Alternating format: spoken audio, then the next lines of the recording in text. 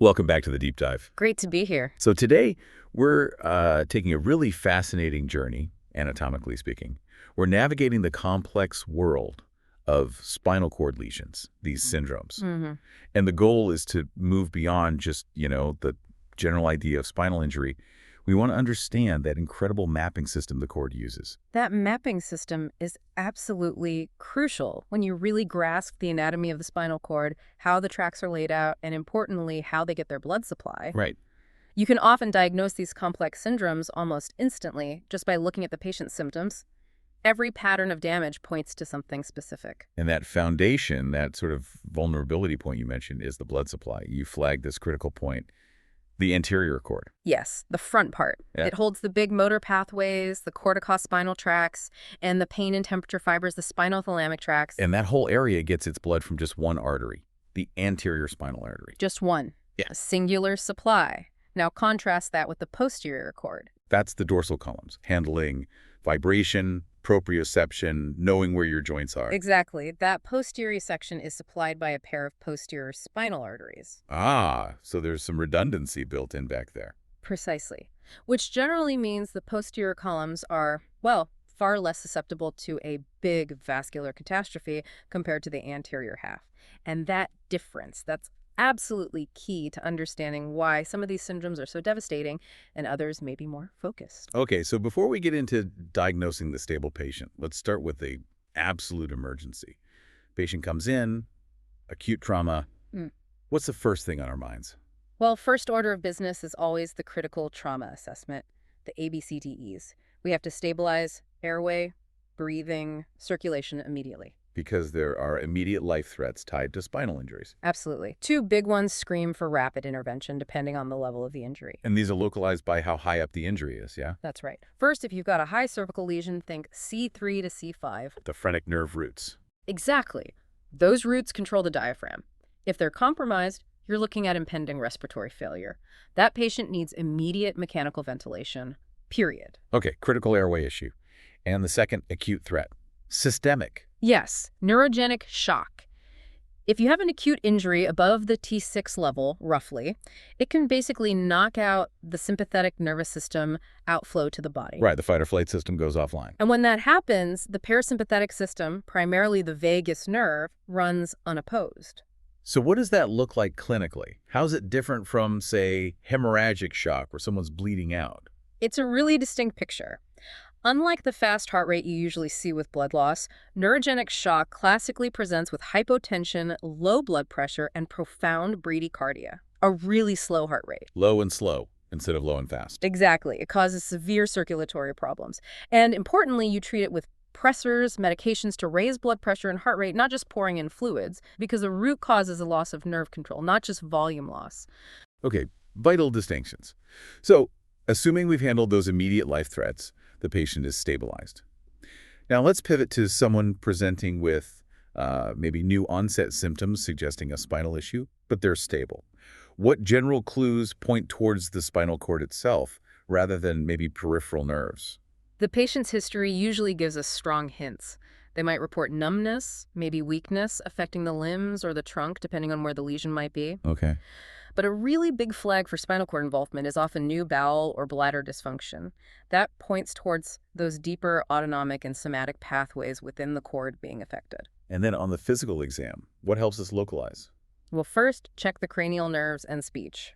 If those are normal, it strongly suggests the problem is below the brainstem, likely in the spinal cord. Good point. Then you're looking for specific sensory loss or motor weakness patterns in the limbs and trunk. And the key finding here is the sensory level. The sensory level, yes. This is probably the single most important piece of the puzzle on exam. You're looking for a specific horizontal line on the body below which sensation, typically pinprick or temperature, is clearly diminished or lost. And we use those classic dermatome landmarks to pin it down. Absolutely. High-yield ones are T4, roughly the nipple line, and T10 at the umbilicus, the belly button. If sensation is lost up to, say, the T10 level, your lesion is likely right around there. Okay, so the level is key. Yeah. But the type of sensory loss matters too, right? Right. What if it's proprioception? Ah, yes. If the dorsal columns are involved, meaning the patient has lost vibration sense or joint position sense, proprioception, then we need to check the Romberg test. Can you quickly walk us through that? Why does failing the Romberg specifically point to a proprioception problem? Sure. So when you stand normally, you rely on three main things for balance: vision, proprioception from your joints and muscles, and your vestibular system in your inner ear. The Romberg test isolates proprioception. You ask the patient to stand with their feet together. This narrows their base of support. Then, you ask them to close their eyes, taking vision out of the equation, if they start to sway significantly or fall only when their eyes are closed. That means they were using their vision to compensate for the lack of position sense. Exactly. It unmasks the proprioceptive deficit. Vision gone, balance gone. It confirms damage to those dorsal columns in the posterior cord. Very useful test. Incredibly useful distinction. Okay, so if the deficits aren't in the neck or the upper back, those cervical or thoracic regions, we need to look lower down. Correct. Focus on the distal cord, the very end. And here we run into two really important emergent syndromes that affect this area: conus medullaris syndrome and cauda equina syndrome. They sound similar, structurally close. How do we tell them apart? It helps to think about what is actually damaged. Conus medullaris involves the very tip of the spinal cord itself, that's central nervous system tissue. Okay, the cord proper. Whereas cauda equina involves the bundle of nerve roots, the horse's tail that hangs down from the end of the cord. That's peripheral nervous system stuff. Got it. So if the conus medullaris, the cord tip, is hit, what's the clinical picture? Because it's central damage, the lower extremity weakness tends to be symmetric, fairly equal on both sides. You'll often see saddle anesthesia, that's loss of sensation in the groin, buttocks, perineal area. Okay. Reflexes, especially the ankle jerks, are often decreased or absent. But here's a critical clue. You frequently find positive Babinski reflexes. The toes go up. That's an upper motor neuron sign pointing to the central nervous system, the cord itself. That's the key differentiator. Now, contrast that with cauda equina syndrome. Here, we're talking damage to that bundle of lumbar, sacral, coccygeal nerve roots. The peripheral nerves. Right. Because these roots branch off somewhat randomly, the wetness is usually asymmetric, maybe one leg much weaker than the other. And patients often report severe low back pain, radiating sometimes. And the reflexes would reflect peripheral nerve damage. Absolutely. Both knee and ankle reflexes are typically decreased or completely absent. And crucially, the Babinski reflexes are absent. No upgoing toes. So asymmetric weakness, back pain, saddle anesthesia, absent Babinskis, think cauda equina. That's the pattern. And it's vital to remember, both conus medullaris and cauda equina are neurological emergencies. They need urgent evaluation, usually an MRI and surgical consult, because of the high risk of permanent bowel, bladder, or sexual dysfunction if not treated quickly. Okay, crucial distinction, emergency situation for both. Let's move back up the cord now. We've talked general signs, the distal syndromes. Now let's get into using those sensory patterns to really pinpoint damage higher up. Central cord syndrome. Central cord. This one's fascinating because of the anatomy. Remember how those spinothalamic tracts carrying pain and temperature cross over almost immediately in the center of the cord? Right, near the central canal. So damage right there in the center knocks out those crossing fibers. That results in bilateral loss of pain and temperature sensation. But what's really striking is the weakness pattern, isn't it? It mainly hits the arms. Exactly. The weakness predominantly affects the upper extremities, often sparing the legs, especially early on or with smaller lesions. Why is that? Why arms more than legs? It's down to how the motor tracts, the corticospinal tracts, are organized what we call somatotopy. The nerve fibers controlling the legs run more laterally towards the outside of the cord. The fibers for the arms and trunk are located more medially, more centrally. So a central lesion gets the arm fibers first. Precisely. It hits those crossing pain temperature fibers and the central arm motor fibers. But the leg fibers running on a periphery might be spared unless the lesion gets really large. And this creates that classic description, the cape-like distribution of sensory loss. Over the shoulders, chest, arms. That's the high-yield image to remember. Loss of pain temp in a cape distribution, with arm weakness greater than leg weakness. Often the patient can still walk reasonably well, which is quite striking. What typically causes this? Common causes include syringomyelia, that's a fluid-filled cyst or cavity within the cord, sometimes linked to a Chiari malformation at the base of the skull. Also, hyperextension injuries of the neck, especially in older individuals with pre-existing spinal stenosis, or sometimes tumors in the cervical spine. Okay, central cord, central crossing fibers, cape distribution, arms worse than legs. Now let's contrast that with anterior cord syndrome. We talked about that single vulnerable artery. Yes, the anterior spinal artery. If that gets blocked or compressed, you get anterior cord syndrome. And because that artery supplies roughly the front two-thirds of the cord. It takes out both the motor tracts and the pain temperature tracts. Exactly. This is often a devastating injury. You see significant weakness, usually affecting both upper and lower extremities bilaterally, and along with that, bilateral loss of pain and temperature sensation below the level of the lesion. So what function is actually left intact? What's spared? The posterior columns are spared because they get their blood supply from those posterior spinal arteries we mentioned earlier. Right. So the patient can't move properly, they can't feel pain or temperature, but their vibration sense and proprioception joint position sense are usually intact. A really specific pattern of loss. What causes this? The most common cause is an anterior spinal cord infarction, basically, a stroke in the spinal cord. You might see it on MRI as restricted diffusion. It can also happen with severe cervical disc herniation causing direct compression on the anterior cord. And you mentioned a specific artery earlier, particularly relevant for lower cord infarcts. Yes, the artery of Adamkiewicz. This is a major feeder artery, usually rising somewhere in the lower thoracic or upper lumbar region, that supplies the lower two-thirds or so of the spinal cord via the anterior spinal artery. Yeah. Occlusion of this specific artery, perhaps during aortic surgery or due to severe aortic disease, often causes an anterior cord syndrome, predominantly affecting the legs, potentially sparing the arms because the injury is lower down. Helps localize things sometimes. Fascinating anatomical detail. Okay, we've done central, we've done anterior. Let's flip to the back. Damage affecting only the posterior columns. What does posterior cord syndrome look like? This syndrome is all about the loss of vibration and proprioception. The hallmark symptom is sensory ataxia and unsteady, wide-based gait. Patients often stomp their feet. Why this stomping? They're trying to get more sensory feedback because they can't feel where their feet are in space. They often watch their feet intently while walking. And crucially, this gait gets much, much worse when they close their eyes, that positive Romberg sign again, confirming the proprioception loss. Okay, so the stomping gait, worse with eyes closed. Now, what if the sensory loss is paired with muscle weakness? If you see that combination, posterior column signs plus weakness, upper motor neuron signs like spasticity or positive Babinski, you have to immediately think about subacute combined degeneration. Which points towards? Vitamin B12 deficiency. B12 is crucial for maintaining the myelin sheath, the insulation around nerve fibers.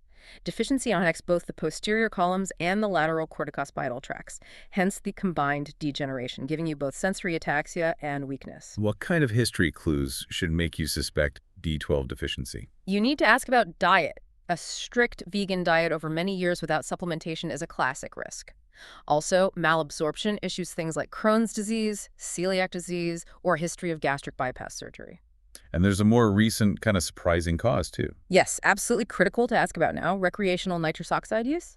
Whippets. How does laughing gas cause this? Nitrous oxide actually inactivates vitamin B12 in the body. So heavy or prolonged use can lead to a functional B12 deficiency and potentially rapid onset severe neurological damage mirroring subacute combined degeneration. Wow. Important clinical pearl. How do you confirm it? You check B12 levels, of course, but sometimes they can be normal, especially early on, or borderline. The key is to also check levels of methylmalonic acid, MMA, and homocysteine.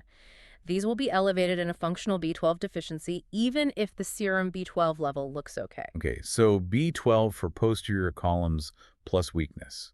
What if it's just the posterior column signs, the stomping gait, the sensory loss, but without weakness? If it's isolated dorsal column dysfunction, then you need to consider a couple of other things. One classic, though rarer now, cause is Tabes dorsalis, Which is related to? tertiary syphilis. This is a late manifestation of untreated syphilis infection, potentially decades later. These patients have a characteristic picture. What does that look like? They often report shooting, lancinating pains, particularly in the legs. They'll have that sensory ataxia, a positive Romberg. Their leg reflexes are typically decreased or absent. And the really specific finding is Argyll-Robertson pupils. Can you define that for us, the Argyll-Robertson pupil? Yeah, it's sometimes called the prostitute's pupil historically. The key feature is light near dissociation. The pupils do not constrict when you shine a bright light in the eye, but they do constrict normally when the patient focuses on a near object, like their own finger brought towards their nose. Accommodate but don't react. Exactly. It's a very specific sign pointing towards neurosyphilis, particularly tabes dorsalis. Any other causes of isolated posterior cord issues? Less common, but you can have a posterior spinal cord infarction. Remember those paired posterior spinal arteries? While more resilient, they can still infarct, sometimes related to severe aortic disease or surgery.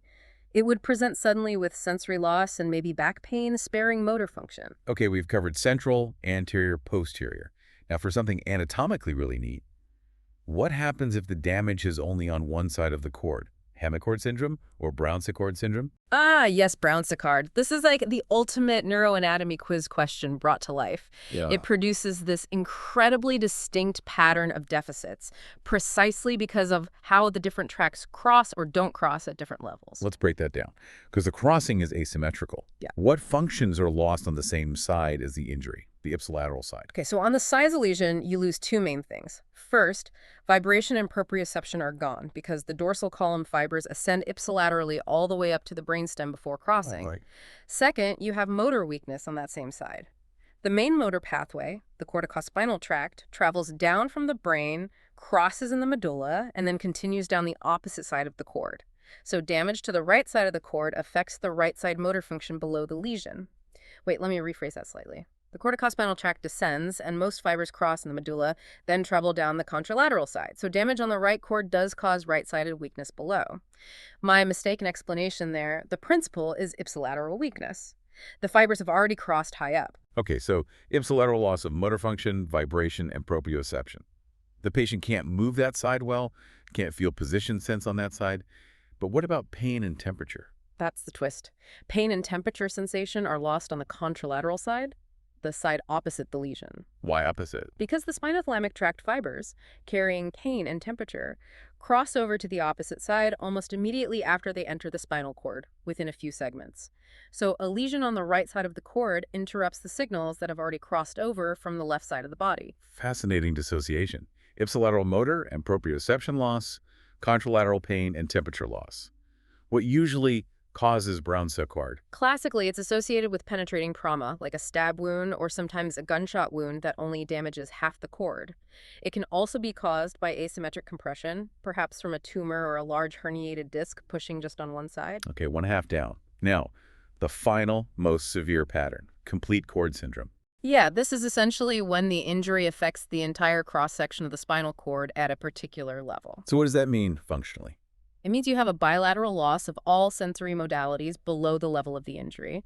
No pain, temperature, vibration, or proprioception on either side.